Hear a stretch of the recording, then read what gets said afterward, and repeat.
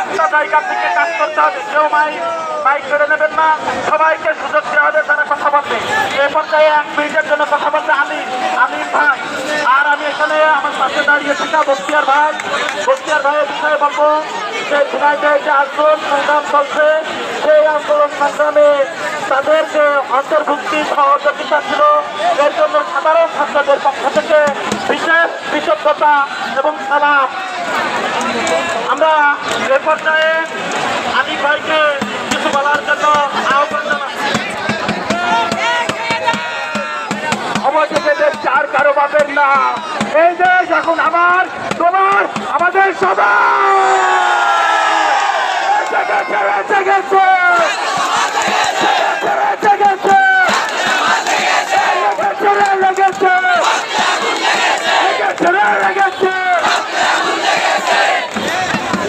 ধন্যবাদ আলিফ ভাই। আপনারা যারা সমন্বয়ক হিসেবে গতকাল যাদের ফোন দেওয়া হয়েছিল, তারা যদি আশেপাশে থাকেন একদমই নিকটে থাকবেন। যারা সমন্বয়ক সহ সমন্বয়ক হিসেবে যাদের কালকে ফোন দেওয়া হয়েছিল, আমরা এটা প্রকাশ করিনি আমাদের নিজেদের নিরাপত্তার জন্য। তো এ পর্যায়ে যদি কেউ কথা বলে থাকে, বলতে চাই, অবশ্যই এখানে আসবেন এবং শৃঙ্খলার সাথে কথা বলবেন। আমরা প্রত্যাশা করবো কোনো রকম বিশৃঙ্খলা যেন না করি। আমাদের ভিতরেও কিন্তু কেউ ঢুকে বিশৃঙ্খলা করতে পারে। সবাই 10-15 জন একসাথে থাকবেন,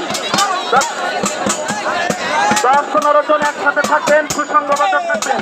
আমরা 2টা পর্যন্ত এখনো অপেক্ষা করছি। 2টা পর্যন্ত সেনা প্রধানের বার্তা পর্যন্ত আমরা অপেক্ষা করছি। আমরা যে সুন্দরভাবে শান্তিপূর্ণভাবে যে আন্দোলন করছি, সেই শান্তিপূর্ণ আন্দোলন যেন অব্যাহত থাকে। সেনাবাহিনী প্রধানের বক্তব্যের পরেও ওনার আহ্বান যদি জাতি পক্ষে হয়, তাহলে আমরা অবশ্যই তার সেই সিদ্ধান্তের আলোকেই চলতে চাই। সাধারণ ছাত্রদের যে প্রত্যাশা, একটা জাতীয় সরকারের মাধ্যমে সবাই যেন আমরা ভীত না হয়ে যাই। আমার প্রান্তীয় বড় ভাই অ্যাডভোকেট আসাদ ভাই, আমার খুব প্রিয় একজন ভাই, খুব তথ্য সমৃদ্ধ কথাবার্তা বলেন ভাই। আমার পাশে এসেছেন একজন অ্যাডভোকেট হিসেবে, আমাদের সাথে কিছু সময় কথা বলেন আসাদ ভাই।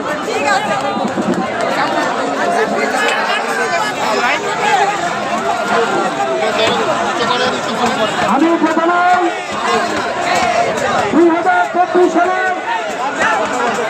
স্বাধীন করা নতুন মুক্তিযোদ্ধা তাদেরকে আমার ব্যক্তিগত পক্ষ থেকে আমি বিপ্লবী শুভেচ্ছা এবং অভিনন্দন জানাই।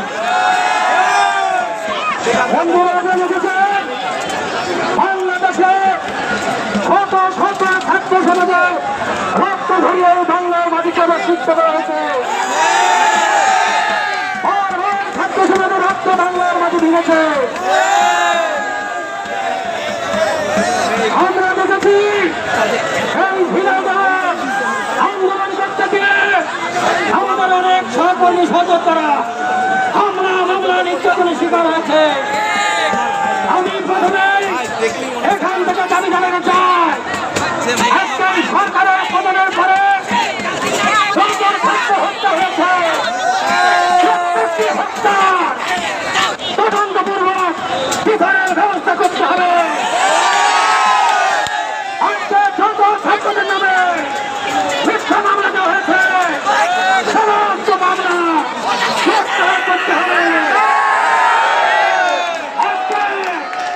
এটা শিক্ষা দিয়ে আগামীদের ছাত্র সমাজ দুর্বার গণ আন্দোলন গড়ে তুলবে। বন্ধুরা, আজকে আপনারা যারা আজকে